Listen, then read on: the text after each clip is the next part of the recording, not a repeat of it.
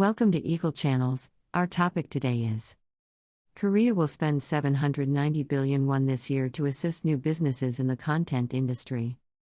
In order to boost exports of Korean cultural content, South Korea will spend around 790 billion won, $622.5 million, this year to promote startups and small and medium-sized businesses in the content sector. By establishing a hub for tourism with a history-culture theme in the antebellum areas surrounding the former presidential compound of Cheongwa-dae in central Seoul, the government will also strive to make this the first year in the nation's aspirations to become a tourism power. In his 6-point work plan for this year, Culture Minister Park Bo-jun reported these ideas to President Yoon Suk-yeol. For initiatives to promote small and medium-sized firms, startups, and venture businesses in the content industry, the ministry would provide 790 billion won under the Comprehensive Work Plan, including a 410 billion won K content fund to invest in Korean cultural content.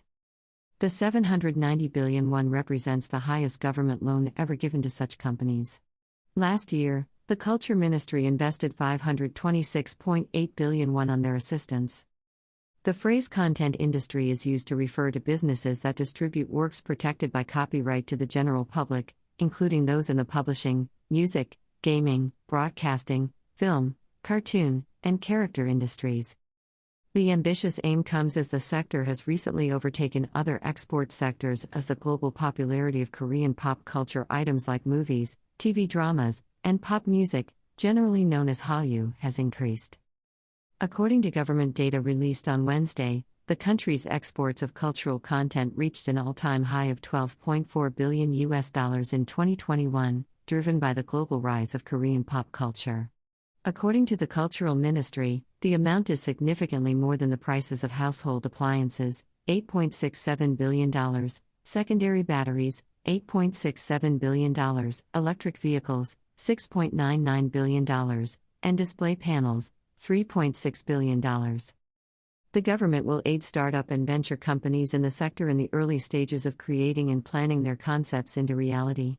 Additionally, the government would invest 56.4 billion won this year in a program to develop 10,000 experts who can produce content using new technologies over the course of the following 3 years.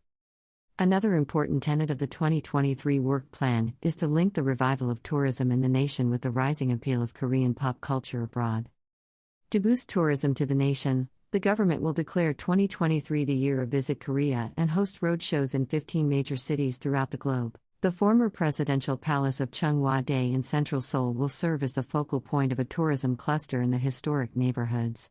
Gyeongbok Palace, a royal residence from the Joseon dynasty, 1392 to 1910, is surrounded by areas that are already well-liked tourist sites because to their lovely hanok homes, art galleries, museums, cafes, and restaurants. President Yoon Suk-yeol followed through on a campaign promise to make the once heavily defended compound of Cheongwa-dae a popular tourist destination by doing so as he relocated the presidential office's operations to another place in Seoul. Since its debut in May of last year, the website has had over 2.7 million visits. The government will enhance K-ADA, the country's electronic travel authorization system, and introduce the K-Culture Trainee Visa, which permits visitors from abroad to study Korean culture to remain for up to 2 years. Through these initiatives, the ministry hopes to raise the nation's tourism-related revenue from $10.3 billion and 970,000 international visitors in 2021 to $30 billion and 30 million visitors worldwide by 2027. The government will continue to broaden the global network of the King Sejong Institute, a government-sponsored Korean language education organization, to 270 outlets worldwide this year from the current 244 in response to the rising demand for learning the Korean language among international fans of Korean pop culture. Policies for next-generation leaders in Korean classical music, for promoting equitable regional development of the nation in terms of cultural and tourism infrastructure, and for enhancing cultural opportunities for the socially disadvantaged were also included in the ministry's 2023 work plan. Regarding sports, the ministry would concentrate its efforts on assisting the public in taking part in sports in their daily lives and enhancing its system for assisting athletes.